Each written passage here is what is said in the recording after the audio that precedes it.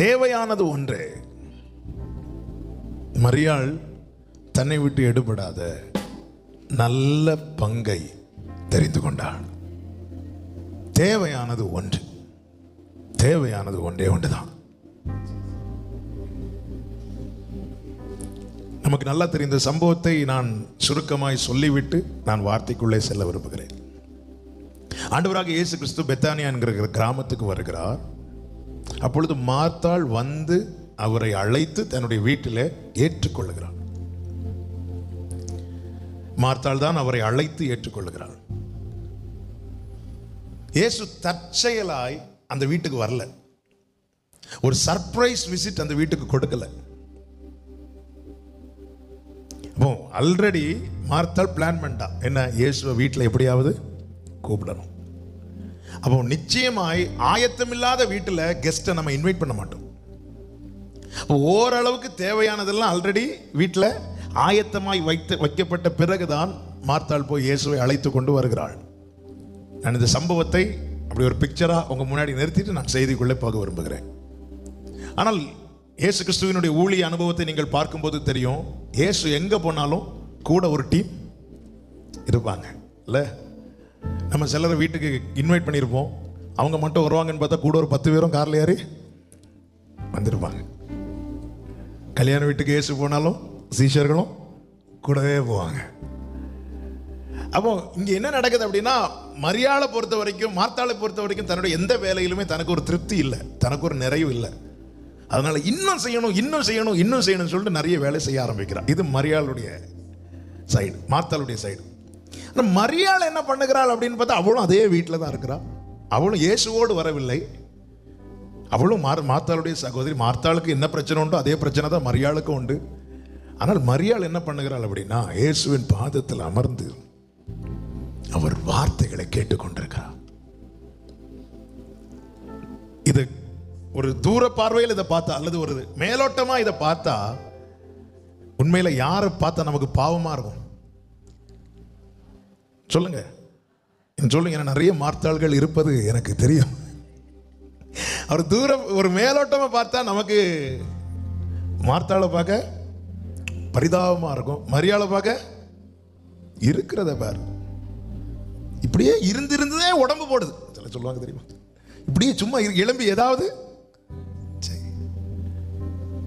ஆனா நீங்க அந்த பைபிள் ஒவ்வொரு வேர்ட் பை வேர்டா நீங்க பார்க்கும்போது அநேக சத்தியங்களை அறிந்து கொள்ள முடியும். நல்ல கவனமா கேளுங்க. தேவையானது ஒன்று. இந்த மரியாள் வேலையே செய்யாதவ கிடையாது. மார்த்தாள் தான் வீட்டில் எல்லா வேலையும் எடுத்து போட்டு செய்யறவங்க. மரியாள் அப்படியே ஒண்ணுமே அப்படி கிடையாது. மார்த்தாள் இயேசுவை அழைக்கும் போது மரியாள் எங்க? மரியாள் வீட்டில் வேலை செஞ்சுட்டு இருக்கிறாங்க. நான் ஒரு வார்த்தையை காட்டி தரேன், அப்போ உங்களுக்கு புரியும். மார்த்தாளுக்கு பிரச்சனை என்னன்னா, இயேசு வர்றதுக்கு முன்னாடியும் வேலை செஞ்சுட்டு இருந்தா, இயேசு வந்ததுக்கு அப்புறம் வேலை செஞ்சுட்டு இருக்கிறான். மரியாள் எப்படின்னா, இயேசுவுக்காக வேலை செய்கிறாள். இயேசு வந்ததுக்கு அப்புறம் இயேசு தனக்காக ஏதாவது செய்ய வேண்டும் என்ற ஒரு பாதத்தில் வந்து உட்கார்ந்துட்டான். ஹல்லேலூயா, ஹல்லேலூயா. நீங்க பாருங்க, மார்த்தாளுடைய கம்ப்ளைண்ட் என்ன? 40வது வசனத்தை பாருங்க.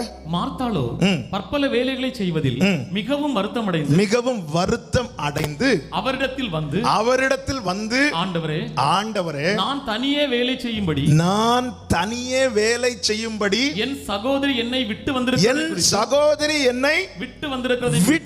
வந்திருக்கிறாள்னா, இதுக்கு முன்னாடி என்ன செஞ்சிட்டு இருக்கிறா? கூட ஹெல்ப் பண்ணிட்டு இருக்கிறா. எது மட்டும்? இயேசு வர உறவுகளுக்காக மரியாள் எதையும் செய்வாள். இயேசு வரது வர, இயேசு வந்ததும் இயேசுக்காக எல்லாத்தையும் விட்டுட்டு போயிட்டான். ஹல்லேலூயா. மார்த்தாளுக்கு ஹெல்ப் பண்றா. மார்த்தாள், நீ போய் இயேசுவை கூட்டிட்டு வா, நான் எல்லாம் செஞ்சு வைக்கிறேன். அவளால முடிஞ்ச அளவுக்கு அவ வேலை செய்கிறா, எல்லாம் செய்கிறா. என்ன வேணும், வீட்டுக்காக உழைக்கிறாள் மரியாள். வீட்டுக்காக உழைக்கிறாள். மார்த்தாளுக்கும் மரியாளுக்கும் உள்ள வித்தியாசம் என்ன தெரியுமா? இயேசு வந்ததுக்கு அப்புறம் மார்த்தாள் வீட்டுக்காக உழைச்சிட்டு இருக்கிறா. ஆனா மரியாள் அப்படி இல்லை. அவர் வரும்போது அடுத்த செகண்ட் எல்லாத்தையும் விட்டுட்டு, அவர் வரும்போது அடுத்த செகண்ட் எல்லாத்தையும் விட்டுட்டு, glory. எப்படிங்க முற்பிதாக்கள் பரிசுத்தவான்கள் எல்லாம் எல்லாத்தையும் விட்டுட்டு அவர் போதவன் பின்னாடி வர ரீசன் என்னங்க? தேவையானது ஒன்று, தேவையானது ஒன்று. என்ன சொல்லியிருக்கலாம் ஆண்டவர்? கொஞ்சம் கன்செஷன் பண்ணி, கொஞ்சம் அதுவும் தேவை. மார்த்தாள், நீ பண்றதும் தேவை. என்ன ஆப்பிள் ஜூஸ் போடுறியா? அதுவும் தேவை. அப்படி இல்லை, தேவையானது ஒண்ணுதான். நான் இப்படி சொல்ல விரும்புகிறேன், நான் அவருக்காக என்ன செய்யணுமோ அதை நான் செய்யணும். அவர் வந்ததுக்கு அப்புறம் அவர் எனக்காக செய்வார். நான் பேசாம இருக்கணும். நீங்கள் அமர்ந்திருந்து நானே தேவன் என்று அறிந்து கொள்ளுங்கள். இன்னைக்கு நம்ம பிரச்சனை என்னன்னா, அவர் கிரியை செய்ய நம்ம இடம் கொடுக்க மாட்டேங்கிறோம். அது ஊழியமானாலும் சரி, எதானாலும் சரி, செஞ்சுட்டே இருப்போம். அவர் வரும்போது அவர் இங்க பாருங்க என்ன நடக்குது. மரியாள் சும்மா பாதத்தில் உட்காரல, இயேசு பேசிட்டு இருக்கிறார். அப்போ அவர் செயல்பட ஆரம்பிச்சிட்டார். அதுக்கப்புறம் மார்த்தாள் அங்க போய் பற்பல வேலைகளை செய்வதில் வருத்தம் அடைந்து கொண்டிருக்கிறாள்னா, இன்னைக்கு அநேகருடைய பிரச்சனை இதுதான். ஆண்டவர் பேசி கொண்டு இருக்கும் போதும், கர்த்தருடைய வார்த்தை வெளிப்பட்டு கொண்டு இருக்கும் போதும் அநேக காரியங்களை நினைச்சு வருத்தப்பட்டு இருக்கிற நிலைமை. ஆண்டவர் பேசிட்டே இருப்பார், அநேக காரியங்களை குறித்து இப்படி யோசித்து, அது அப்படி வேலையில் இந்த பிரச்சனை, அங்க அந்த பிரச்சனை, ஐயோ இந்த பிரச்சனை, இந்த பிரச்சனை எல்லாம் ரைட்டுங்க, கவலைப்படக்கூடாதுன்னு இல்லை, கவலைப்படணும். எது வரைக்கும் தெரியுமா? அவர் வந்ததுக்கு அப்புறம். அவர் வந்ததும் கவலைகளை எல்லாம் அவர் சமூகத்தில் இறக்கி வச்சிடணும். ஆமென். தேவையானது ஒன்றே, தேவையானது ஒன்றுன்னு இயேசு சொல்றாருன்னா மீதி எல்லாம், ஹலோ, மீதி எல்லாம் கரெக்ட் தான். மீதி எல்லாம் சத்தமா சொல்லுங்க, தேவை இல்லாத. அதாவது இயேசுவை என் வாழ்க்கையில செயல்பட அனுமதிக்காமல் நான் செய்கிற எல்லாமே தேவையில்லாதது. அது ஊழியமாகட்டும், எதுவாகட்டும், இயேசு கிறிஸ்துவை என் வாழ்க்கையில செயல்பட, என் வாழ்க்கையில ஆமென் கிரியை செய்ய, காரியங்களை நடப்பிக்க நான் அனுமதிக்காமல் நான் என்ன செய்தாலும் அது எல்லாமே தேவை இல்லாதது. ஹல்லேலூயா, ஹல்லேலூயா. தேவையானது ஒன்றே. பாதம் அமர்கிறாள் மரியாள். பாருங்க, அதுவரை வேலை செய்யறாங்க. ஆனா இயேசு வந்ததும், இயேசு வந்து உக்காந்ததும் மரியாள் எல்லாத்தையும் போட்டுட்டு ஓடி போய் பாதத்தில் உக்காந்துட்டான்.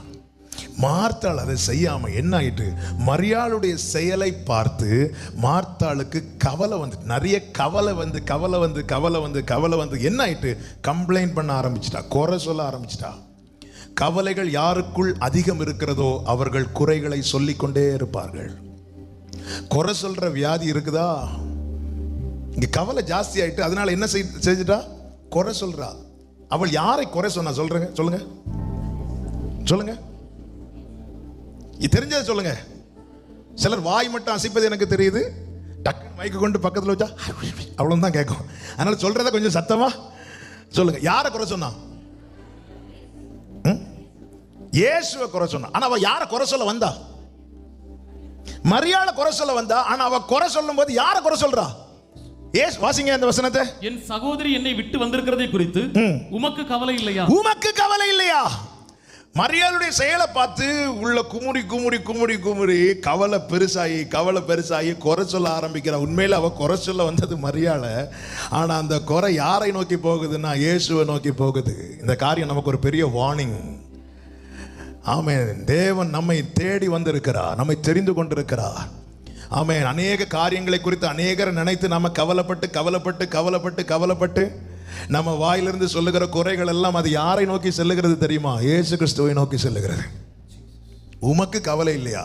கவலை அதிகம் ஆச்சுனாலே கம்ப்ளைண்டா தான் சொல்லிட்டு இருப்போம். கம்ப்ளைண்டா குறையாதான் சொல்லிட்டே இருப்போம். நம்மை நாமே நிதானிக்கலாம். நம்ம எப்போ ஆமென் ஒரு நம்ம கவலை அதிகரிக்கும் போது, நம்ம ஒருத்தர்கிட்ட பேசும்போது ஏதாவது ஒரு யாரையாவது பத்தி குறை சொல்லிட்டே இருப்போம். அந்த குறை யாரை நோக்கி போகுது தெரியுமா? இயேசுவை நோக்கி போகுது. உமக்கு கவலை இல்லையான்டா. அதே வேளை இன்னொன்னு சொல்றேன், ஒருத்தங்க குறை சொல்றாங்கன்னா இவங்க எப்பவுமே இப்படிதான் சொல்லிட்டு பார்க்காதீங்க. அவங்களுக்குள்ள ஏதோ கவலை அதிகமா இருக்கு, கவலை ரொம்ப ஜாஸ்தியா இருக்கனால இப்படி சொல்றாங்க. ஓகே, அவங்களுக்காக ஜெபம் பண்ணுங்க. உமக்கு கவலை இல்லையா அப்படின்ட்டா. கவலை அதிகரிக்கிறதுனாலே கம்ப்ளைண்ட் வந்துடும். கவலை ஜாஸ்தியா இருக்கனாலே கம்ப்ளைண்ட் பண்ண ஆரம்பிப்போம். யார் எப்ப பேசினாலும் கம்ப்ளைண்ட் பண்ணிட்டே இருப்போம். ரீசன் என்ன தெரியுமா? கம்ப்ளைண்ட் பண்ண ஆரம்பிச்சிட்டோம்னாலே அடுத்து கமெண்ட் பண்ண ஆரம்பிச்சிடும். இயேசுட்ட சொன்ன அடுத்த வார்த்தை என்ன? எனக்கு உதவி செய்யும்படி எனக்கு உதவி செய்யும்படி அவளுக்கு சொல்லும். ரிக்வெஸ்ட்ல கமெண்ட். கம்ப்ளைண்ட் சில கம்ப்ளைண்ட் பண்ணா தெரியுமா? நீங்க எல்லாம் இப்படி பண்ணிட்டு இனி இதை இப்படி பண்ணுங்க அப்படின்னு சொல்லுவாங்க. சில மனைவிமார்கள் புருஷரை பார்த்து சொல்லுவது போல. அப்பதான் வேலைக்கு போயிட்டு வருவாங்க, 1 hour குறை சொல்லிட்டு போன் பண்ணுங்க, போனை போடுங்க, இப்ப கேளுங்க, கமெண்ட் தான் அடுத்து. உங்களை சொல்லல. உங்களை சொல்றது மாதிரி உங்களுக்கு ஃபீல் ஆச்சுன்னா உங்களை தான் சொன்னேன். அவ்வளவு நேரம் கம்ப்ளைண்ட் பண்ணிட்டு போனை போடுங்க, இப்ப கேளுங்க, கமெண்ட் அடுத்து கட்டளை தான். இல்லைன்னா பாருங்க, இங்க அதுதான் நடக்குது. நான் யதார்த்தமானதை பேசிட்டு இருக்கிறேன். எனக்கு தெரியும் ஆமேன் வராதுன்னு. அதனால காலையிலே தம்பிட்ட சொல்லிட்டேன், ஆமேன் சொல்றதுக்கு ரெடியா இருந்துக்கோ. இங்க இருந்து ஆமேன்கள்ல இன்னைக்கு. அப்போதான் இயேசு சொல்லுகிறார், தேவையானது ஒன்னே ஒண்ணுதான்பா. நான் இந்த இடத்தில் வந்ததுக்கு அப்புறம் ஒன்னே ஒண்ணுதான் தேவை. நீ என் பாதத்தில் இருக்கணும். ஆமே. நல்ல கவனமா கேளுங்க. இயேசு வந்ததுக்கு அப்புறம் வேற எதையும் யோசிக்காதீங்க. இயேசு வந்ததுக்கு அப்புறம் அவர் பாதத்தில் உட்காருங்க. அவர் உங்களுக்கான எல்லாவற்றையும் செய்வார். ஆமென் சொல்லுங்க பார்க்கலாம். இன்னைக்கு நிறைய காரியம் செய்யற கேட்ட, நான் ஆண்டவருக்காக அதை செய்யறேன், ஆண்டவருக்காக இதை செய்யறேன், ஆண்டவரே உம்முடைய நாமத்துக்கு உமக்காக நாங்க அதை விட்டோமே இதை விட்டோமே, எங்களுக்கு என்ன தருவீர்? நாங்க அதை செய்தோம், இதை செய்தோம், அப்படி செய்தோம், இப்படி செய்தோம், அவ்வளவு நேரம் ஜெபம் பண்ணோம், இவ்வளவு நேரம் ஜெபம் பண்ணோம். நீங்கள் அமர்ந்திருந்து நானே தேவன் என்று அறிந்து கொள்ளுங்கள். நம்ம தேவன் நம்முடைய வாழ்க்கையில கிரியை செய்ய நம்ம இடம் கொடுக்க, ஸ்பேஸ் கொடுக்க மாட்டேங்கிறோம். இயேசு உள்ள வந்தது சாப்பிட்டுட்டு போறதுக்கு இல்லம்மா, உன்னை திருப்தியாக்கிட்டு போறதுக்கு, உன்னை திருப்தியாக்கிட்டு போவதற்கு. ஹல்லேலூயா. பாதத்துல வாஞ்சையாய் அமர்ந்திருக்கணும். Thank you father. யார் பாதத்தில் அமருவார்கள் அல்லது பாதத்தில் அமர நம்மில் காணப்பட வேண்டிய காரியங்கள் என்ன? ஒரு சில காரியங்களை நான் வேகமாக சொல்லி செவிக்க விரும்புகிறேன். முதலாவது, பாதத்தில் அமர நமக்குள்ள என்ன தேவை அப்படின்னா வாஞ்சை தேவை. எல்லாரும் சொல்லுங்க, வாஞ்சை, அந்த ஆசை. Thank you father. நமக்குள்ள அந்த வாஞ்சை தேவை. வாஞ்சிக்கிறவன் வந்து உட்காந்துருவான். கிறிஸ்துவாகிய மணவாளனாகிய கிறிஸ்துவுக்கும் மணவாட்டியாகிய சபைக்கும் இடையே இருக்கிற உறவை அதிகமாய் வெளிப்படுத்துகிற ஒரு உன்னத புத்தகம் தான் உன்னத பாட்டு. அந்த உன்னத பாட்டில் மணவாட்டி ஆகிய சபை சூலைமித்தியால் சொல்லுகிற வார்த்தை என்ன தெரியுமா? உன்னத பாட்டின் புஸ்தகம் 2வது அதிகாரத்தின் 3வது வசனம். காட்டு மரங்களுக்குள்ளே கிச்சிலி மரம் எப்படி இருக்கிறதோ அப்படியே குமாரருக்குள்ளே என் நேசர் இருக்கிறார். அதன் நிழலிலே நான் வாஞ்சையாய் வந்து உட்கார்ந்து இருக்கிறேன். ஹல்லேலூயா. நான் வாஞ்சையாய் வந்து உட்கார்ந்து இருக்கிறேன். காட்டு மரங்களுக்குள்ளே கிச்சிலி மரம் எப்படி இருக்கிறதோ அப்படியே குமாரருக்குள்ளே என் நேசர் இருக்கிறார். நான் வாஞ்சை தான் நம்மை கொண்டு வந்து உட்கார வைக்கும். வாஞ்சிக்கணும். ஹல்லேலூயா. ஆசையெல்லாம் நீர்தானையா, தேவையெல்லாம் நீர்தானையா. ஓ ஆசையெல்லாம் நீர்தானையா. ஹே பலரியந்தனரே, கைகளை உயர்த்தி சொல்லுங்க. ரட்சகரே இயேசுநாதா, தேவையெல்லாம் நீர்தானே. ரட்சகரே இயேசுநாதா, ஆமென். இந்த சூலேமித்தியாளை சாலமோன் ராஜா என்ன பண்றார் அப்படின்னா தம்முடைய அறைக்குள்ளே அழைத்து கொண்டு போகிறார். 1வது அதிகாரம் அதனுடைய 4வது வசனம். என்னை இழுத்துக்கொள்ளும் உமக்கு பின்னே ஓடி வருவோம். என்னை இழுத்துக்கொள்ளும் உமக்கு பின்னே ஓடி வருவோம். ராஜா என்னை அந்த காலத்தில் சாலமோன் நாட்கள் எழுதப்பட்டது. ராஜா என்னை எங்கே அழைத்து கொண்டு போகிறார்? தமது அறைக்குள். அந்த காலத்தில் வாழ்ந்த பெண்களுக்கு சாலமோனுக்கு துணையாவது என்பது ஒரு என்ன சொல்ல, ஒரு ட்ரீம். ஏன்னா ஞானத்திலும் அழகிலும் ஐஸ்வர்யத்திலும் சிறந்தவன், உயர்ந்தவன். அவன் கண்களுக்கு யாரை பிடிக்குமோ அவனை தனக்காக்கி கொள்வான். இங்கே சூலேமித்தியாளை அழைத்து கொண்டு அவனுடைய அரண்மனைக்குள்ளே கொண்டு போகிறான். அரண்மனை என்று சொல்லும் போது அதன் விசேஷங்களுக்கு அது சொல்லி தீராது. அவர் ராஜாவுடைய அறை என்று சொல்லும் போது அது எவ்வளவு விசேஷமான காரியங்கள் அதற்குள்ளே இருந்திருக்கும். எல்லாமே விலை உயர்ந்ததாகவும் உச்சிதமானவைகளாகவும் விசேஷமானவைகளாகவும் இருந்திருக்கும். அதற்குள்ளே இவளை அழைத்து கொண்டு போகும்போது இவளுடைய ஏக்கம் என்ன தெரியுமா? ஆண்டவரே என்னை இழுத்துக்கோங்கப்பா, என்னை இழுத்துக்கொள்ளும். உலகம் எந்த காரியத்தை உலகத்திலே மேன்மை என்று எண்ணுகிற காரியங்களை வாஞ்சிக்கும் போது அவருக்குரியவர்கள் அவர் சமூகத்தில் இருப்பதை, அவர் பாதத்தில் இருப்பதை மாத்திரமே வாஞ்சிப்பார்கள். அவருடைய ஏக்கம் என்னை இழுத்துக்கொள்ளும். அடுத்த வார்த்தை வாசிங்க. நாங்கள் உமக்குள் களி கூர்ந்து மகிழ்வோம். ஆண்டவரே எனக்கு மகிழ்ச்சி ராஜாவின் அரண்மனையோ ஆமென் அதற்குள்ள இருக்கிற விலையுயர்ந்த காரியங்கள் மேலேயோ அல்ல ஆண்டவரே, என்னுடைய மகிழ்ச்சி உமக்குள்ளே. ஆமென், ஹல்லேலூயா. நாங்கள் உமக்குள்ளே. நல்ல கவனிங்க, பூமிக்குரியவைகளை நாடுகிறவர்கள் அவருடைய பாதத்தில் அமர மாட்டார்கள். தேவ ராஜ்யத்தை தேடுகிறவர்கள் அவர் பாதத்தை அமர்வார்கள். இயேசுவின் பாதத்தில் அமருகிற அனுபவம் என்பது என்ன? தேவ ராஜ்யம் இறங்கி வருகிறது, அவர் ஆளுகை செய்கிறார். ஆமென். நான் பாதத்தில் அமர்ந்து கேட்கிறேன், பெற்றுக்கொள்கிறேன், கேட்கிறேன், பெற்றுக்கொள்ள. அவர் ஆளுகை செய்கிறார், அவர் ஊழியம் செய்கிறார். எனக்கு நான் பாதத்தில் அமர்ந்து என்னை விட்டுக் கொடுக்கிறேன், அவர் இஷ்டம் போல என்னை நடப்பிக்கிறார். அதுதான் தேவராஜ்யம். மனம் திரும்புங்கள், பரலோக ராஜ்யம் சமீபமாய் இருக்கிறது என்று ஆண்டவராக இயேசு கிறிஸ்து சொல்லிவிட்டே போனாரே. நன்மை செய்கிறவராய் சுற்றி திரிந்தாரே. அவர் நமக்கு பாராட்டின நன்மை என்ன தெரியுமா? தேவராஜ்யம் உங்களுக்குள் இருக்கிறது, உங்களிடத்தில் இருக்கிறது என்றார்.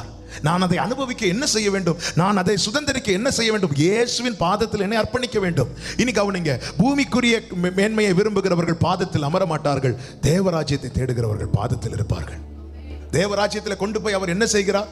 அவர் எல்லா முகங்களில் உள்ள கண்ணீரை துடைக்கிறார், அவர் நடத்துகிறார், அவர் பேசுகிறார், அவர்களுக்குள்ளே அவர் இருக்கிறார். அவங்க அவரையே பார்த்துட்டு இருப்பாங்க. இதுதான் தேவராஜ்யத்தில் உள்ளது. ஆமென். அங்கே கொண்டு போகப்பட்டவர்கள் அவரே பார்த்து கொண்டிருப்பார்கள். அவர் கண்ணீரை துடைப்பார், அவர் பேசுவார், அவர் நடத்துவார், அவர் ஆளுகை செய்வார். பாதத்தில் அமருகிற அனுபவம் என்பது தேவ ராஜ்யத்தை அனுபவிக்கிற அனுபவம். இயேசுவின் பாதத்தில் அமருகிற அனுபவம் என்பது தேவ ராஜ்யத்தை அனுபவிக்கிற அனுபவம். இயேசு சொன்னார், முதலாவது தேவனுடைய ராஜ்யத்தையும் அவருடைய நீதியையும் தேடுன்னு சொன்னார். இரண்டாவது ஏதாவது தேட சொன்னாரா? தேவையானது ஒன்றே.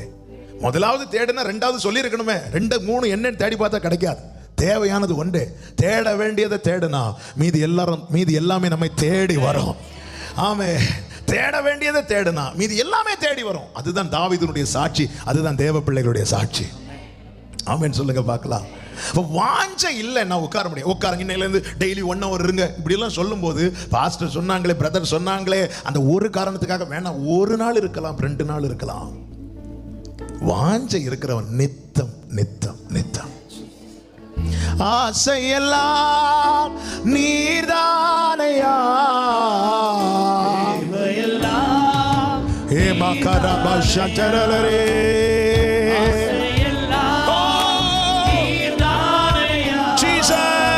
தேவையெல்லாம் ஆமென் ரட்சகரே.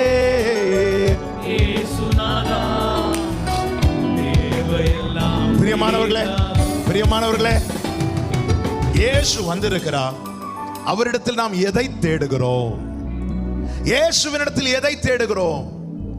அழிந்து போகிற ராஜ்யத்துக்குரியவைகளையா, அழியாத ராஜ்யத்துக்குரியவைகளையா?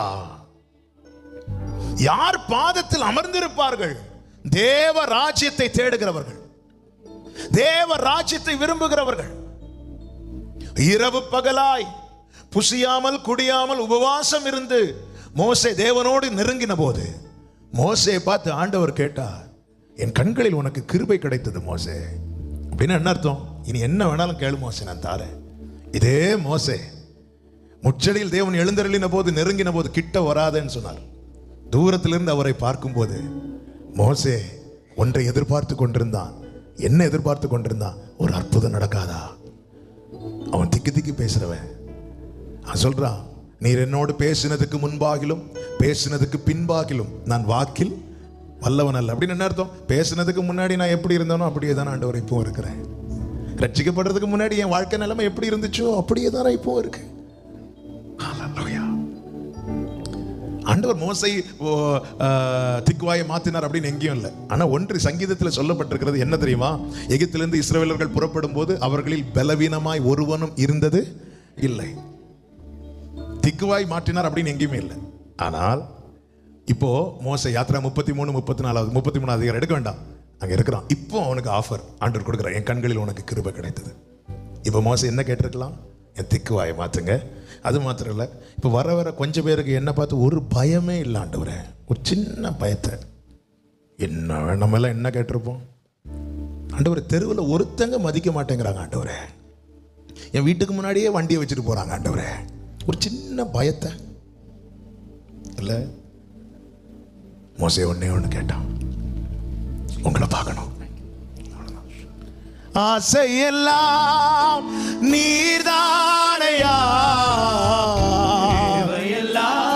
ஓ உங்க மகிமை மகிமை மகிமை. ஆசையெல்லாம் நீர்தானையா, ஜீசஸ் தேவையெல்லாம். பிரியமானவர்களே, தேவ ராஜ்யத்தை வாஞ்சிக்கிறவர்கள் பாதத்தில் வந்து அமருவார்கள். பூமிக்குரியவர்களை வாஞ்சிக்கிறவர்கள் அமர மாட்டார்கள் சொல்ல மாட்டேன், அது நடக்காம போனதும் பிரேயர் கட் ஆகும். பிரேயர் கட் ஆகும். பைபிள் எல்லாம் அப்படி ஒதுக்கி வச்சிருவாங்க.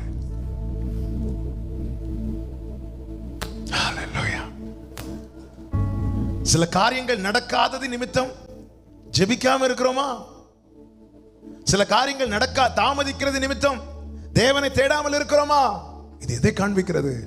தேவ ராஜ்யத்தை குறித்த வாஞ்சையை காட்டிலும் பூமிக்குரியவைகள் மேல் வாஞ்சை அதிகரிக்கிறது என்பதை காண்பிக்கிறது.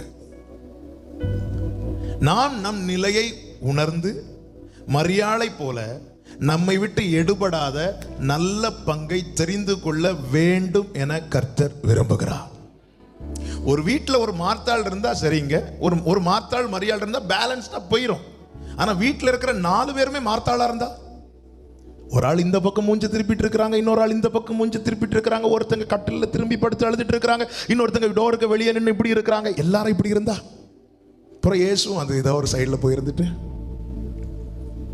ஒரு மரியாளா இருந்தாதான் மார்த்தாளுக்கு இப்படிப்பட்ட காரியத்தை சொல்லிக் கொடுக்க முடியும். இன்று இந்த சத்தத்தை உங்கள் காதுகள் கேட்க காரணம் என்ன? உங்க வீட்டில் இருக்கிற 5 பேர்ல 4 பேர் மார்த்தாளாய் கவலைப்பட்டு கொண்டிருந்தாலும் நீ அப்படி இராதே. தேவையானது ஒன்றே, தேவையானது ஒன்றே. ஆமென். இது யாரை பார்த்தாலும் அவங்க அந்த பக்கம் திரும்பிட்டு இருக்கிறாங்க, இவங்க இந்த பக்கம் திரும்பிட்டு இருக்கிறாங்க, அவங்க அப்படி கவலை, இவங்க இப்படி. வீட்டில் இருக்கிற அத்தனை பேரும் மார்த்தாளா தான் இருக்கிறாங்க. இல்ல, தேவையானது எங்க இயேசு வந்துட்டாருங்க. அவர் வந்து எல்லாவற்றையும் ஆமென் அறிகிறவர் அல்ல, எல்லாம் அறிந்து வருகிறவர். என் லைஃப் ரிஸ்க் என்பதை அறிந்தோ என் மேல வஸ்திரத்தை விரித்தவரை நான் ஆராதிக்கிறேன் சொல்றவங்க நல்ல கரங்களை தட்டி, யாரும் அறியாத என்னை நன்றாயறிந்து தேடி வந்த ஹல்லேலூயா, யாரும் அறியாத என்னை நன்றாயறிந்து தேடி வந்த ஓ உம்மழகான கண்கள், உம்மழகான கண்கள் என்னை கண்டதாலே முடிந்ததென்று நினைத்த நான் உயிர் வாழ்கின்றேன். உம்மழகான கண்கள் என்னை கண்டதாலே முடிந்ததென்று சொல்லுங்க. கைகளை உயர்த்தி தூக்கி எறியப்பட்ட என்னை வேண்டும் என்று சொல்லி சேர்த்து கொண்ட நல்ல நேசரே. அப்பா, என் லைஃப் ரிஸ்க்னு தெரிஞ்சோ எனக்கு வேணும்னு சொல்லி சேர்த்து கொண்டீங்களேப்பா. தேங்க்யூப்பா, தேங்க்யூப்பா, தேங்க்யூப்பா. ஷரபாலா உம்மழகான கண்கள், உம்மழகான கண்கள் என்னை கண்டதால் ஓ. பிரியமானவர்களே, வாஞ்சை இருக்கிறவன் ஒரு நாள் கூட ஜெபிக்காம இருக்க மாட்டான். வாஞ்சை இருக்கிறவன் வந்து அமருவான். நம்ம எதின் மேல வாஞ்சை இருக்கிறோம்? பூமிக்குரிய காரியங்கள் நடப்பதற்காக உபவாசிக்கிறோம். சில வேதனைகள் மாற வந்து இருந்து ஆண்டவரே நாளுவோம். காரியங்கள் எல்லாம் சால்வ் ஆனதும் அதுக்கப்புறம் கடமைக்காக. அது எதை காண்பிக்கிறது? நீ தேவனுடைய ராஜ்யத்தை தேடவில்லை என்பதை காண்பிக்கிறது. சில நேரத்தில் ஆண்டவர் டெஸ்ட் பண்ணுவாருங்க. உபாகமம் 13:3 அப்படித்தானே இருக்கு. நீங்கள் உங்கள் தேவனாகிய கர்த்தரிடத்தில் முழு இருதயத்தோடு அன்பு கூறுகிறீர்களோ இல்லையோ என்பதை அறிய அவர் உங்களை சோதிக்கிறார். உங்கள் தேவனாகிய கர்த்தரிடத்தில் முழு இருதயத்தோடு அன்பு கூறுகிறோமா இல்லையா என்பதை அறிய சோதிக்கிறார். வாஞ்சி இருக்கிறவன் என்ன செய்வானா? 2 கொரிந்தியர் 5:2 சொல்லப்பட்டிருக்கிறது. அந்த வசனத்தை வாசிங்க. ஏனெனில் இந்த கூடாரத்திலே நாம் தவித்து நம்முடைய பரம வாசஸ்தலத்தை தரித்துக் கொள்ள மிகவும் வாஞ்சையுள்ளவர்களாய் இருக்கிறோம். வாஞ்சை இருக்கிறவங்க தவிப்பாங்களாம். உமை எப்போது நான் காண்பேன், அந்த தவிப்பு. நான் எப்போ ஆண்டவர் சமூகத்தில் வந்து நிற்பேன். 42வது சங்கீதத்தில் தாவீது அதுதானே சொல்லுகிறார். மானானது நீரோடைய வாஞ்சித்து கதறுவது போல என் ஆத்துமா உமக்காக நான் எப்பொழுதும் உடைய சந்நிதியில வந்து நிற்பேன்.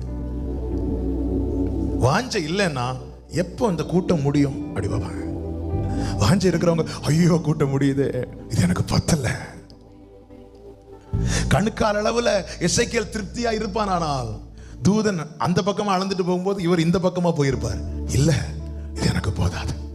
கணுக்கால் அளவு போதாதையா, முழங்கால் அளவும் போதாதையா, நீந்தி நீந்தி மூழ்கணும்.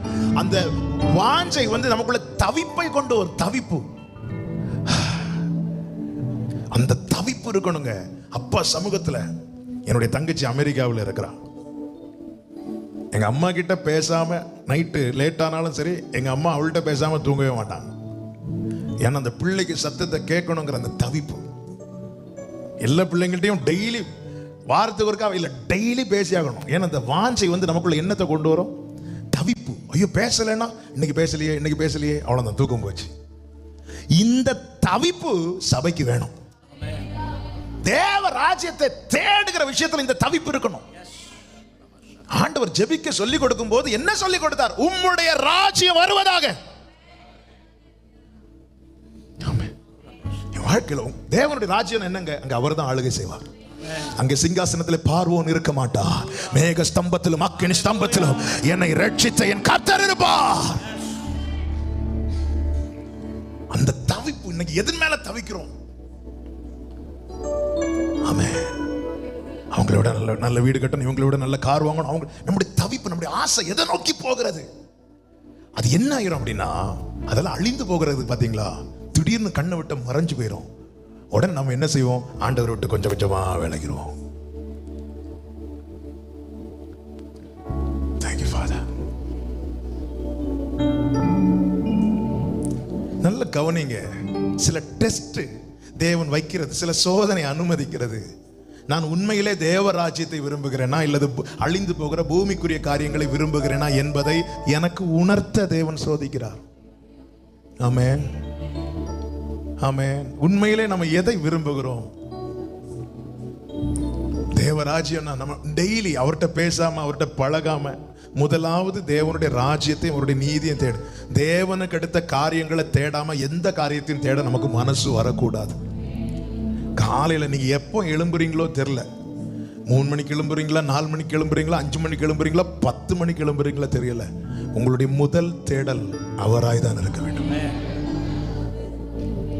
அவர்தான்.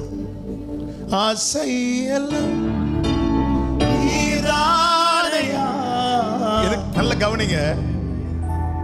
ஒரு நெருங்கி கொண்டிருந்தார்கள் ஜனங்கள். இயேசு அங்குளை விட்டு கடந்து போயிட்டே இருந்தார். ஒருத்தி நெருங்கி வந்து அவரை தொட்டதை நின்னுட்டார். நெருக்குகிற திரள் கூட்டம் அவருக்கு தேவை கிடையாது. நெருங்குகிற ஒரு உள்ளம் அவருக்கு தேவை. இன்னைக்கு எவ்வளவு பேர் வந்திருக்காங்க, அப்படி பார்த்து அவர் திருப்தி அடைய மாட்டார். 2 பேர் 3 பேர் என் நாமத்தினால எங்க ஒருமித்து கூடுறாங்களோ அங்கே நான் இருப்பேங்கிறார். நம்முடைய இன்னைக்கு நான் சொல்லும் போதே உண்மையிலே நம்முடைய உள்ளம் எதை அடைய துடிக்கிறது? எதை அவன் கேட்கல. தேவையான தேவைகள் எல்லாம் கர்த்தர் சந்திப்பாருங்க. இந்த இத்தனை காலம் லாக்டவுன் இருந்ததுல இத்தனை 6 மாசமா 8 மாசமா 8 மாசம் லாக்டவுன்ல நிறைய பேருக்கு பிசினஸ் இல்லை, வேலை இல்லை, சம்பளம் இல்லை. கொஞ்ச நாள் கடையில் சாதனமே பொருட்களே இல்லை. ஒரு நாளைக்கு ஒரு பிஸ்கட் பாக்கெட் தீர்த்தவங்கெல்லாம் சாப்பிட்டு தீர்த்தவங்கெல்லாம் ஒரு நாளைக்கு அதுலேருந்து ஒரு பிஸ்கட்டை மட்டும் எடுத்து ஒரு மாதம் ஓட்டினவங்க உண்டு.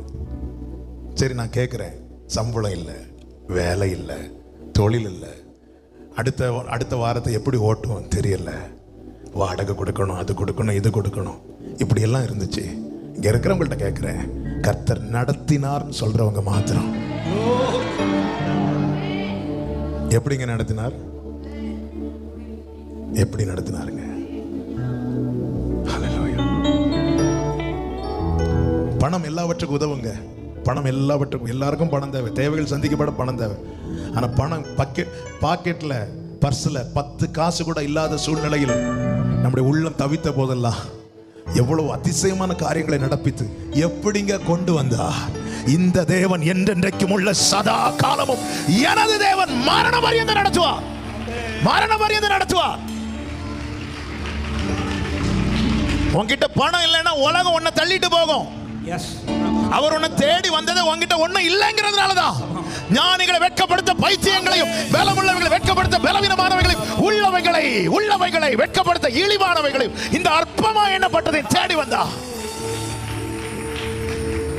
ஹல்லேலூயா. பல நேரத்தில் நாம நினைச்சது நடக்காததும் பாதத்தில் அமர்வு பார்க்காமலே போயிடும். ஆண்டவரை பார்க்காமலே போய் விடுகிறோம். பல நேரத்தில் நினைச்சது நடக்கல. ஒரு சின்ன எக்ஸாம்பிள், கடந்த நாள் ஒரு சகோதரர், அவர் பைபிளில் ரூபா வச்சிருந்தார். அவருக்கு தேவைகள் சந்திக்கப்பட்டு அந்த ரூபா வச்சிருந்தார். காலையில் எழும்பி ப்ரேயர் பண்ணிட்டு பைபிள்லாம் படிச்சுட்டு அப்போ பொருட்கள் வாங்கலாம் அப்படின்னு சொல்லிட்டு பைபிளை திறந்து பார்த்தா அந்த ரூபாயை காணல. வேதனை. அது அவ்வளோ ரூபா தான் அவர் கையிலே இருக்குது, வேற இல்லை. வேதனையில் என்ன பண்ணிட்டாரு, அப்படி கொஞ்சம் கோபத்தில் பைபிளை கொண்டு ப்ரேயர் முடிச்சு அப்படி தள்ளி வச்சுட்டார். இது நம்ம எல்லாருமே செய்கிறது பல சுச்சுவேஷனில். தள்ளி வச்சு கொஞ்ச நேரத்தில் அவருக்கு மனசு கேட்காததும், ஆண்டவரே சாரி ஆண்டவரே, நான் அப்படி பண்ணிட்டேன் ஆண்டவரே சொல்லிட்டு, ஆண்டவரே அதை கிடைக்க பண்ணிருங்க ஆண்டவரே அப்படி சொல்லிட்டு அவருக்கு வேதனை இல்லை. ஒரு புறம் காசு போன வேதனை, இன்னொரு புறம் நான் அதனால பைபிளை தள்ளி வச்சுட்டேன்னு வேதனை.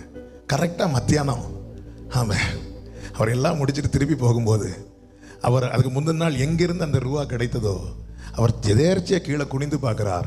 அதே இடத்துல ஆண்டவர் இவரை கொண்டு போய் நிறுத்தி அதே இடத்துல கீழே குனிந்து பார்க்க வைத்து அதே ரூபா அதே இடத்துல கிடக்க வைத்து அதை எடுத்து, சில நேரத்தில் ஆண்டவர் சோதிப்பாருங்க, நம்ம நன்மையை கொஞ்சம் அப்படி தள்ளி வைப்பார்.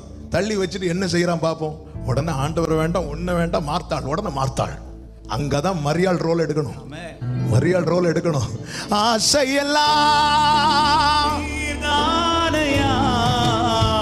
தேவையெல்லாம் நீர்தானையா, ஓ ரட்சகரே இயேசுநாதா, தேவையெல்லாம் நீர்தானே. பிரியமான கர்த்தருடைய பிள்ளைகளே, சில நேரத்தில் அவர் இப்படி டெஸ்ட் பண்ணுவார். அப்போ நாம் நம் நிலையை அறிந்து கொள்ளலாம். என்னுடைய இருதயம் பூமிக்குரிய அழிந்து போகிற காரியத்தை வாஞ்சிக்கிறதா, தேவராஜ்யத்தை வாஞ்சிக்கிறதா? என் இருதயம் அதற்காய் பரிதவிக்காண்டவரை தவிக்கிறேன்பா. உம்மை எப்போது நான் காண்பேன், உம்மை எப்போது நான் காண்பேன், உம்மை எப்போது நான் காண்பேன். ஜீசஸ், உம்மை எப்போது நான் காண்பேன். ஆமென். பாரமில்ல வாழ்க்கை வாழ, வேதனைகள் எல்லாம் நீங்க, உந்தன் சமூகத்தில் இளைப்பாற. பாரமில்ல வாழ்க்கை வாழ, வேதனைகள் எல்லாம் நீங்க, உந்தன் சமூகத்தில் இளைப்பாற. இயேசுவே. சிங்கக்குட்டிகள் தாழ்ச்சி அடைந்து பட்டினியாயிருக்கும். கர்த்தரை தேடுகிறவர்களுக்கு ஒரு நன்மையும் குறைவுபடாது. சாரிபாத் இந்த விதவின் வீட்டில் சாப்பாடு தீர போகுதுன்னு, ஒரு வேளைக்கு மட்டும்தான் சாப்பாடு இருக்குன்னு தெரிஞ்சதும் எலியாவுக்கு சாப்பாடு கொண்டு வந்த காகத்தை ஆண்டவர் ஸ்டாப் பண்ணிட்டார். எலியாவுக்கு வாசல் அடைச்சிட்டார்.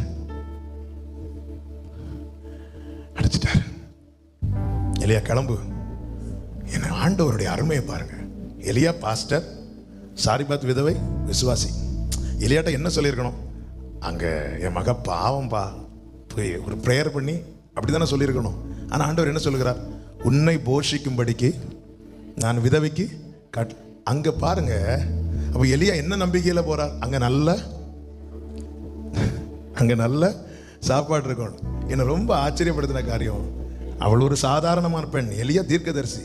யாரா இருந்தாலும் சரி, அவரை நம்பி இருக்கிறவங்கள யாருக்கிட்டே அவர் விட்டு கொடுக்க மாட்டார். என்ன சொல்லியிருக்கலாம், பாவம்பா, அடுத்த வேளைக்கு என்ன செய்யணும் தெரியாம இருக்கிற, இப்படிதானே சொல்லியிருக்கணும். இல்ல, எலியா இனி நீ சாப்பிடணும்னா அங்கதான் போனோம். ஹல்லேலூயா. எலியாவை அவகிட்டையும் விட்டு கொடுக்கல, அவளை எலியா கிட்டையும் விட்டு கொடுக்கல, விசுவாசிய பாஸ்டர் கிட்டையும் விட்டு கொடுக்கல, பாஸ்டர் விசுவாசி கிட்டையும் விட்டு கொடுக்கல, உன்னை யாருக்கிட்டையும் விட்டு கொடுக்க மாட்டா. ஆமென். ஹல்லேலூயா.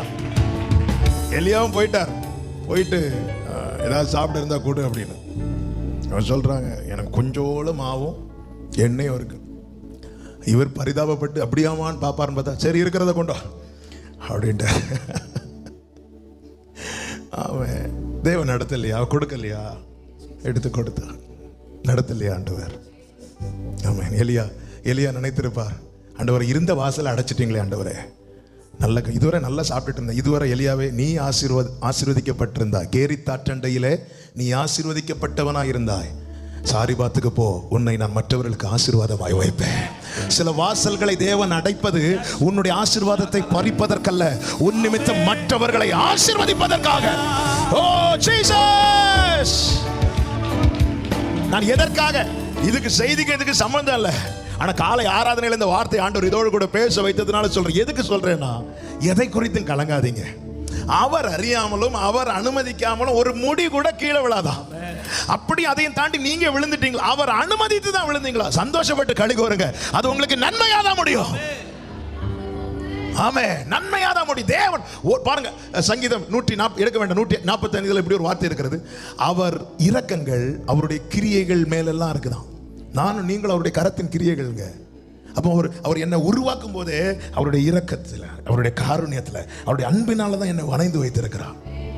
என்னை அடிக்கும் போது கூட அதில் தேவ அன்பு வெளிப்படும். காரணம், இன்னைக்கு அவர் இருந்து அடிக்கிறது கிருபாசனத்திலிருந்து அடிக்கிறார் இல்ல.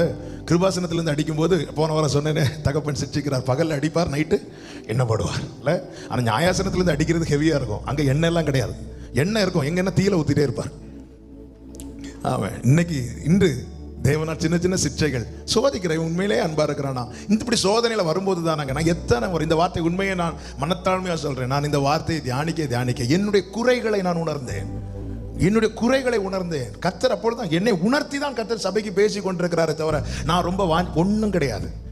சில இடத்துல நிற்கும் போது தான், எவ்வளவு போட்டு சூப்பராக இருந்தாலும் அந்த தண்ணியில ஓட விடும்போது தான் அதில் எங்க ஓட்ட இருக்குன்னு நமக்கு தெரிய வரும். ஒரு புயல் அடிக்கும் போது, காற்று பலமா வீசும்போது, கடல் கொந்தளிக்கும் போது அந்த போட்டினுடைய ஸ்ட்ரென்த் தெரிய வரும்.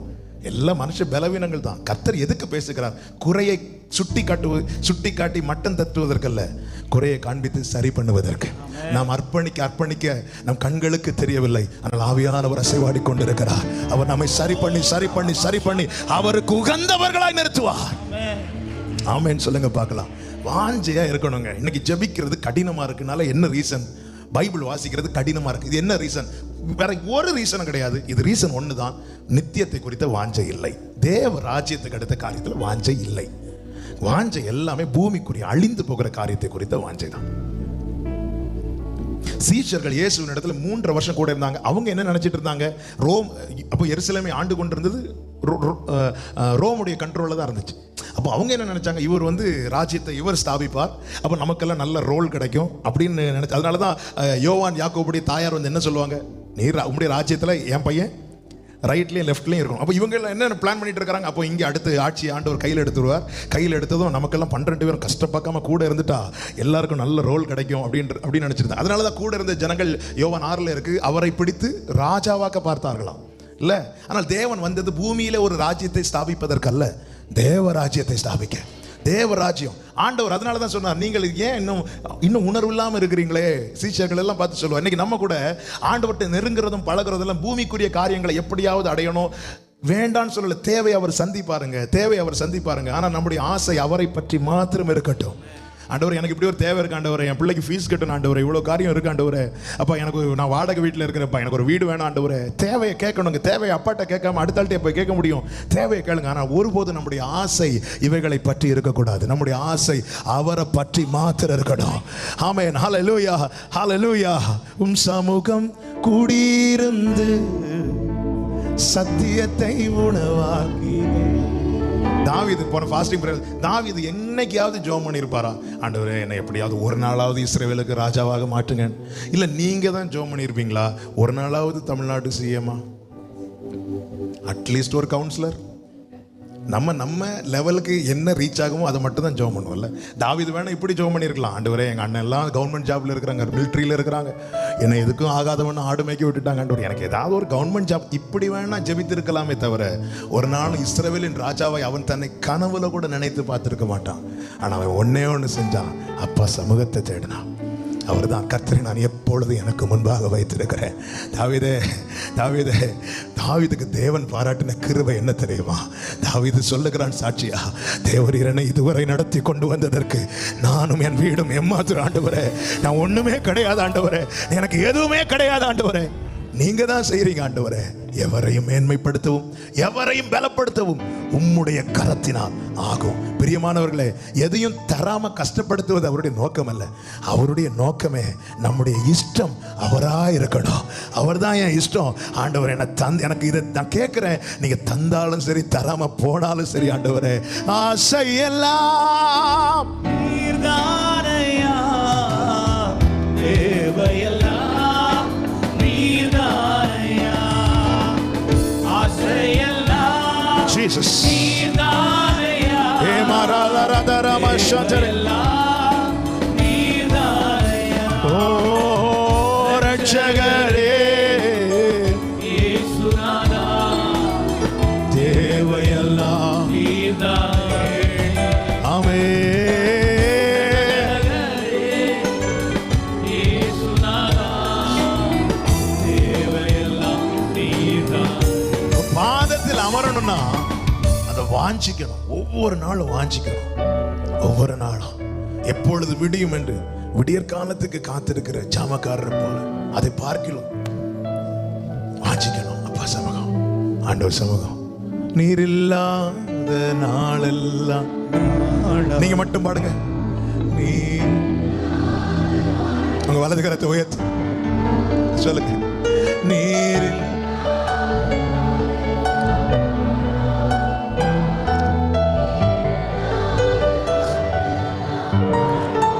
இப்படி வாஞ்சிக்கணும். ஆண்டவர் சமூகத்தில் நித்தம் இருக்கணும். சபை கூடி வருதல் ரொம்ப முக்கியம். குடும்ப ஜெபம் ரொம்ப முக்கியம். அதோட நிறுத்திடாம நீங்க மொபைல் எல்லாம் தள்ளி வச்சுட்டு அட்லீஸ்ட் ஒரு 1 ஹவராவது பெர் டே நீங்களும் பைபிளுமாக போயிருக்கணும். பாதத்தில் அமர்வது என்பது 2 அனுபவம், லிசனிங் அண்ட் ரிசீவிங். கவனிக்கிறது, பெற்றுக்கொள்ளுகிறது. கற்றுக்கொள்ளுதல், பெற்றுக்கொள்ளுதல். பெற்றுக்கொள்வது சுதந்திரிக்க, கற்றுக்கொள்வது வளர. இந்த அனுபவம் டெய்லி இருக்கணும். ஆண்டு சமூகத்தில் என்ன பிஸி வேலைக்கு 8 மணிக்கு, ஒரு தூக்கத்துக்கு 6 மணிக்கு, ஒரு அதுக்கு இது மணிக்கு, என்ன எக்ஸ்கியூஸ் சொன்னாலும் பெர் டே 1 ஹவர் நம்மால தேவனுக்கு கொடுக்க முடியலன்னா உண்மையிலே நாம் அவர் மேல வாஞ்ச இல்லை என்று அர்த்தம். ஒரு கஷ்டம் வரும்போது விழித்திருந்து அப்பா இறங்கும் அப்பா சொல்ல தெரியுதுல்ல. ஒரு நாளைக்கு ஒரு 1 ஹவர் பேதுருட்ட வேதனையா ஒரு மணி நேரம் விழித்திருக்க கூடாதா கேட்டார. அது எவ்வளவு வேதனையா கேட்டுப்பார். ஒரு 1 ஹவர் சொல்ல முடியும் கொடுக்க. தேவையானது ஒன்றே. இந்த பூமிக்குரிய எல்லாமே நம்ம விட்டு எடுபட்டு போகக்கூடியவைகள். எந்த உறவுகளா இருந்தாலும் சரிங்க, யாரா இருந்தாலும் சரி, இது ஒரு கட்டம் வரும்போது நம்ம விட்டு எடுபட்டு போவாங்க. எனக்கு எங்க அப்பாவை ரொம்ப பிடிக்கும், ரொம்ப பிடிக்கும்னா ரொம்ப பிடிக்கும். எங்க அப்பாவுக்கு ஏதாவது ஒரு பலவீனம் வரும்போது நான் ஒவ்வொரு தீர்மானம் எடுத்து என்ன சரி பண்ணுவேன். ஏன்னா எங்க அப்பாவுக்கு எதுவும் ஆயிடக்கூடாது. ஆனாலும் ஒரு வேலை வந்த போது என்னை விட்டு எடுபட்டு தான் போனாங்க. இந்த பூமியில எல்லாமே அப்படி, உறவுகளும் பொருட்களும் எதுவும் ஆகட்டும்னு எல்லாமே எடுபட்டு போகக்கூடியது. ஆனா ஒருவர் இங்க எனக்கு ஓட்ட முடித்து அங்க போய், எனக்கு அங்க வேற யாரையும் தெரியாது. பரலோகத்தை வாஞ்சிக்க ஒரே காரணம் அங்கே ஆபிரகாம் இருப்பதனால அல்ல, ஈசாக்கு இருப்பதனால அல்ல, யாக்கோபு இருப்பதனால அல்ல. அவர்களை குறித்து பைபிள்ல படித்ததுனால எனக்கு வேணா அவர்களுக்கு தெரியும், அவர்களுக்கு என்னை அறிமுகம் கிடையாது. ஆனா என் பரலோகத்தை விரும்ப ஒரே காரணம், என் இயேசு அங்கே இருக்கிறார், என் இயேசு அங்கே இருக்கிறார். இம்மைக்கும் மறுமைக்கும் தேவனானவர் இங்கே மகனை என்று அழைத்து விட்டு அங்கே தெரியாதவர் போல் இருக்க மாட்டார். அவருடைய அரணான பட்டணத்தில் தமது கிருபையை எனக்கு அதிசயமாய் விளங்க பண்ணுவார். தேவையானது ஒன்றே, அவரை வாஞ்சிங்க, அவர் சமூகத்தை தேடுங்க. தேவ சமூகம். காரியம் நடக்கலையோ, வாய்க்குதோ வாய்க்கப்படலையோ, அப்பா சமூகத்தில் இருங்க. அட்லீஸ்ட் 1 ஹவர் பெர் டே நீங்களும் பைபிளுமா மட்டும் இருங்க. ஃபேமிலி பிரேயர் பண்ணுங்க, சர்ச்சில் கூடி எல்லாம் பண்ணுங்க. அதை தாண்டி நானும் இயேசுவும். இந்த அனுபவம் உங்களுக்குள் இருக்குமானால் உங்கள் நிமித்தம் உங்கள் குடும்பத்தின் விளக்கு எரிந்து கொண்டிருக்கும். ஒரு தாவீது நிமித்தம் அவன் குடும்பத்தின் விளக்கை அணைக்காமல் காத்தவர். அதான் சொன்னேன் அல்லவா, எல்லாரும் மார்த்தாளா இருந்தா அந்த வீடு கஷ்டம். ஒரு மரியாளாவது இருக்கணும், அவன் ஒரு மரியாளாவது இருக்கணும். அந்த அனுபவத்தில் நீங்க இருக்கணும். எல்லாரும் ஒரு ஆள் அந்த பக்கம் மூஞ்சி தூக்கிட்டு இருக்கிறாங்க, இன்னொரு ஆள் இந்த பக்கம் மூஞ்சி தூக்கிட்டு இருக்கிறாங்கன்னா நீ அப்படி இருக்க கூடாதுமா. அதனாலதான் கர்த்தர் இந்த வார்த்தை கேட்க பண்ணுகிறார். எத்தனை முறை மங்கினது இந்த திரி, இந்த வாழ்க்கை அணைய விட்டாரா? இல்ல, ஒரு தாவீது நிமித்தம் தலைமுறை தலைமுறை தாண்டும் போதும் தாவீது நிமித்தம் ஆதரவா இருப்பேனார். அப்படி இருக்கணும், அவருடைய சமூகம் வாஞ்சிக்கணும். ரெண்டாவது, அவருடைய பாதத்தில் அமர என்ன தேவைன்னா தாழ்மை ரொம்ப தேவை. இந்த மனத்தாழ்மை. வெளியே தாழ்மையை மாதிரி நம்ம வேஷத்தில் சிம்பிள் ட்ரெஸ்ஸை போட்டு செருப்பு போடாம அப்படியெல்லாம் காட்டுறதில்ல. தாழ்மை என்பது இங்க இருந்து உள்ள இருந்து வெளிப்படும். உள்ள இருந்து ஆண்டவர் கொடுத்த பிரமாணம் என்ன? லேவியராகமம் 16வது அதிகாரம் அதனுடைய 31வது வசனம். லேவியராகமம் 16:31. உங்களுக்கு அது விசேஷித்த ஓய்வு நாள். விசேஷித்த ஓய்வு. கர்த்தரை ஆராதிக்க வரும்போது தேவன் கொடுக்கிற பிரமாணம். அதிலே உங்கள் ஆத்துமாக்களை தாழ்மைப்படுத்த கடவீர்கள். அதை புரியும்படி சொல்ற மனத்தாழ்மை. வெளியே தாழ்மையை காண்பிப்பது மாத்திரமல்ல, உள்ளிருந்து வெளிப்படட்டும். வெளியே மாற்றி விட்டு உள்ளன முடியாது. முதல்ல உட்புறத்தை சுத்தமாக, வெளிப்புறம் சுத்தமாக, உட்புறத்தை சுத்தமாக்கு. நம்ம என்னன்னா வெளியே ஏதாவது மாற்ற முடியுமான்னு பார்த்துட்டு இருக்கோம். உள்ள எந்த ஆக்கில் போனா என்ன, எப்படி போனா என்ன, மனசுல அப்படி மேட்டுமையா நினைச்சிட்டு போய் யாராவது வரும்போது ஒன்றும் தெரியாத மாதிரி எப்படி தாழ்மை மாதிரி அவ்வளோதான். கொஞ்சம் விட்டா முறிஞ்சு அப்படியே உருக்கி விழுந்துருவாங்க. அவ்வளோ தாழ்மையா. உங்கள் ஆத்துமாக்களை தாழ்த்த கடவீர்கள். இது நித்திய, சொல்லுங்க, நித்திய கட்டளை. நித்திய கட்டளைனா இது மாறாது. தேவன் மேட்டிமைக்கு எதிர்த்து நிற்கிறார். யார் பாதத்தில் அமர்வா தெரியுமா? எனக்கு இன்னும் வளரணும், நான் வளரல, நான் வளர்ந்துட்டேன், எனக்கு எல்லாம் தெரியும்னு மனநிலைமையில் இருக்கிறவங்க, அதோட அவங்க வளர்ச்சி கட்டு. நம்முடைய கண்ணு மூடுறது வரைக்கும் அவர் குருவா இருக்கணும், நம்ம ஸ்டூடெண்டா இருக்கணும். எனக்கு தெரியாத பிரசங்கமா இன்னைக்கு பேச போறாங்க. நான் எத்தனை முறை பைபிள் படிச்சிருக்கிறேன் தெரியுமா? சிலர்லாம் சொல்லுவாங்க, நீங்க எந்த டாபிக் பேசினாலும் எங்களுக்கு தெரியும், நமக்கு தெரியாததை பேச போறாங்க. இது எனக்கு தெரியும், இது எனக்கு தெரியும். இல்லைங்க, பவுல் சொல்றாரு, நான் கமாலியலின் பாதத்தில் இருந்து வளர்ந்தவன். பாதத்துல யார் இருப்பாங்கன்னா வளர விரும்புகிறவர்கள், வளர விரும்புகிறவர்கள். இன்னும் ஆண்டவரே, இல்ல ஆண்டவரே, இன்னும் உம்மை கடைசி வர இந்த இன்னும் இன்னும் இப்படி இந்த ஏக்கம் இருந்துட்டே இருக்கும். எனக்கு தெரியும் அப்பா, எல்லாம் படிச்சாச்சுப்பா, எனக்கு தெரியும், இதுதான் பைபிள், இதுதான் ஆபிரகாம் பத்தி பேசினா இதுதான் வர, அடுத்து ஈசாக்கை பத்தி பேசினா. இப்படி இருக்கிறவங்க பாதத்தில் உட்கார மாட்டாங்க. இப்படி இருக்கிறவங்க குருக்களாய் மாறுவதற்கு தான் முயற்சி போவார்கள். கடைசி வர இன்னும் கெட்டி சேரணும், இன்னும் கேட்டு. இந்த எண்ணம் எனக்கு பவுல் என்ன சொல்றார்? நான் அந்த பிலிப்பியர் 2:13 வாசிங்க.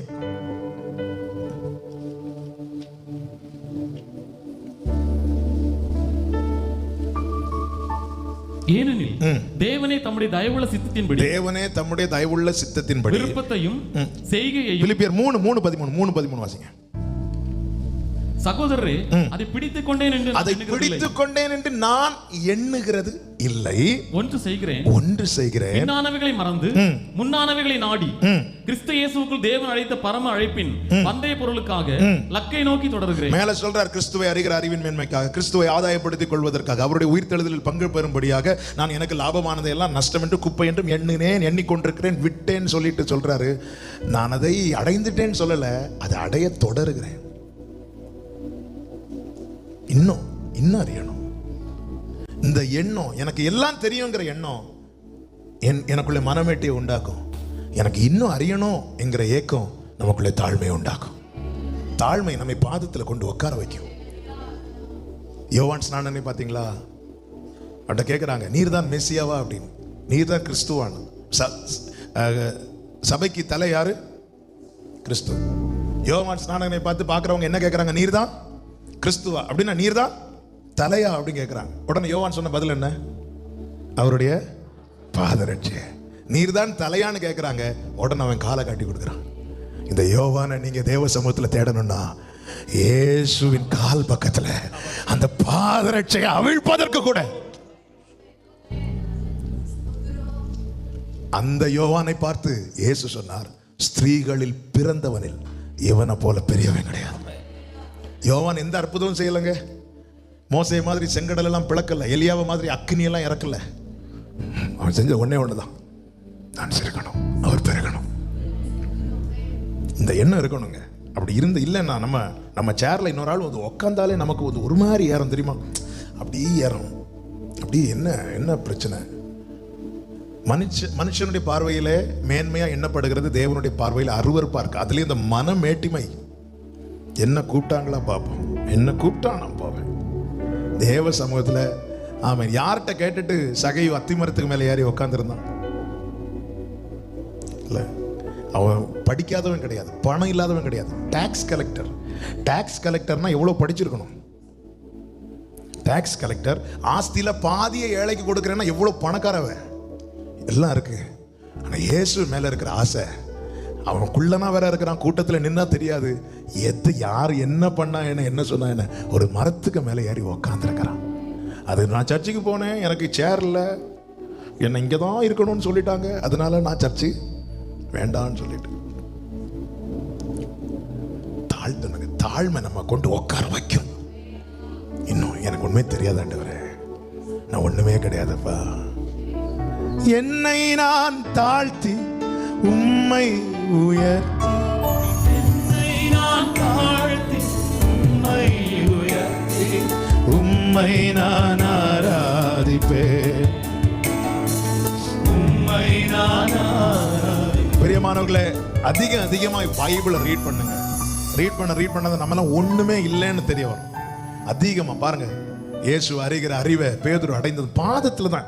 அந்த தாழ்மையின் அடையாளம் என்ன தெரியுமா? பாதத்தை தேடுவது. அவர் பாதத்தை நம்ம பாடணும். உந்தன் பாதம் அமர்ந்து இருந்து ஓயாமல் முத்தம் செய்கிற. ஆமா, இயேசு கிறிஸ்து ஒரு இடத்துக்கு விருந்துக்கு போறாங்க, விருந்து கூப்பிடுறாங்க. நான் ஆரம்பத்தில் விருந்துக்கு இயேசு போனா கூட 12 பேரும் போய் முதல்ல எதை தேடுறாங்க? முதல்ல எது நல்ல சேரு, எங்க நல்ல இலை போட்டிருக்கு, எந்த பக்கம் ஃபேன் இருக்கு, ஓடி போய் அதை தேடுறாங்க. இயேசு இருக்கிற இடத்துல அப்படி தேடும் போது தேசத்துல பாவி என்று அழைக்கப்பட்ட ஒரு ஸ்திரீ அவர் இருக்கிற இடத்துக்கு வந்தாங்க. வேற எதையும் பார்க்கல, வேற எதையும் தேடல. அவர் காலுங்கிற சிலருடைய உதவியை எண்ணி பிரமிக்கும் போது சிலருக்கு வாயிலிருந்து வருகிற வார்த்தை என்ன தெரியும்? அவங்க கால நேரம் வந்து காலிலே விழுந்துட்டாங்க. விழுந்து கண்ணீரால பாதத்தை நினைத்து தலைமுடியால் அதை துடைத்து முத்தமிடும் போது இயேசு அவளை பார்த்து அவளை குறித்து சொல்லுகிறார், இவள் மிகவும் அன்பு கூர்ந்தாள். பாதத்தில் அமருகிற அனுபவம் தேவை. நிறைய பேச உண்டு, நான் இங்கே முடிக்கிறேன். வாஞ்சை, தாழ்மை, நேசம் நம்மை பாதத்தில் கொண்டு உட்கார வைக்கும். மார்த்தாளும் மரியாளும் ஒரே வீட்டில் உள்ளவங்க தான். ஆனால் மரியாள் தெரிந்து கொண்டது விசேஷம். இதனுடைய ரிசல்ட் என்ன தெரியுமா? அந்த வீட்டில் ஒரு வேதனையான சம்பவம் நடந்தது. ஒரு துக்கமான சூழ்நிலை உண்டானது. இருந்த ஒரே சகோதரன் மரித்து போனான். மார்த்தாளுக்கு என்ன வேதனையோ அதே வேதனை தான் மரியாளுக்கும். இயேசு 4 நாள் கழித்து வரும்போது மார்த்தாள் தான் அவரை எதிர்கொண்டு வரவேற்கிறாள். நீ இங்கே இருந்திருந்தா இப்படி நடந்திருக்குமா அப்படி சொல்லிட்டு திருப்பியும் கம்ப்ளைண்ட் வைக்கிறான். உடனே இயேசு சொல்லுகிற, போய் மரியாளை கூட்டிட்டு வா. ஆமே, மரியாள் வந்ததும் மரியாள்கிட்ட மார்த்தாள் சொன்ன வார்த்தை என்ன தெரியுமா? போதகர் வந்திருக்கிறார், உன்னை தான் அழைக்கிறார், ஒன்ன அழைக்கிறார். நீ தெரிந்து கொண்டது சரியானதா இருக்குமானால் உன்னுடைய எந்த கண்ணீரின் பள்ளத்தாக்கிலும் அவரும் வந்து நிற்பார். உனக்காக, உன் குடும்பத்துக்கு நிற்பார். மரியாளே உனக்காக இந்த வீட்டுக்கு வருவார், உனக்காக வருவார். இப்பொழுது வந்தது அதை மார்த்தாளை வச்சே சொல்ல வைத்தார். போதகர் வந்திருக்கிறார், ஒன்னு அழைக்கிறார். இந்த கண்ணீர் மாறணும்னா மரியாள் இருக்கணும். அதான் சொன்னேன், உங்க குடும்பத்துல எல்லாரும் மாத்தாளா இருக்கிறாங்களா? நீங்களும் அப்படி மாறிடாதீங்க, மரியாளா மாறுங்க. உங்கள் நிமித்த நாளை உங்க குடும்பத்தின் கண்ணீரை மாற்றுவா, உங்கள் குடும்பத்தை கலிகூற பண்ணுவா. ஆமேன் சொல்லுங்க. ஆமேன். மரியாள் வந்தா ஓடி திருப்பியும் பாதத்துல தான் வந்து விழுறா. திருப்பி அவளுக்கு ஒரே தஞ்சம் அப்பா பாதம் தான். அழும்போதும் பாதத்துல விழுந்து அழுதா. அவள் கையில் இருக்கிற பரிமள தைலத்தை உடைத்து விட்டுனதும் பாதத்திலே தான். என்னுடைய இன்பத்திலும் என்னுடைய துன்பத்திலும் அப்பா பாதம் மட்டும்தான். எனக்கு வேதனையானாலும் பாதத்தை தான் பிடிப்பேன், எனக்கு மகிழ்ச்சியானாலும் பாதத்தை தான் பிடிப்பேன். யோவான் 11வது அதிகாரத்தில் பாதத்தில் கண்ணீரை ஊற்றினாள். யோவான் 12வது அதிகாரத்தில் பாதத்தில் பரிமள தைலத்தை ஊற்றினாள். இன்னைக்கு கண்ணீரை ஊற்றும்படி தேவன் அனுமதித்தார். கலங்காதே, நாளை பரிமள தைலத்தை ஊற்றும்படிக்கு கர்த்தர் உன்னை ஆசீர்வதிப்பார், கர்த்தர் உன்னை மகிழ பண்ணுவார். ஹல்லேலூயா. தேவையானது ஒன்றே, தேவையானது ஒன்றே, அப்பா சமூகம். அதை விட்டு கொடுத்துறாதீங்க, அதை விட்டு விடாதீங்க, அதை எதுக்கும் விட்டு கொடுத்துறாதீங்க. ஆமென். என் ஆசை எல்லாம் நீங்க தான் ஆண்டவரே.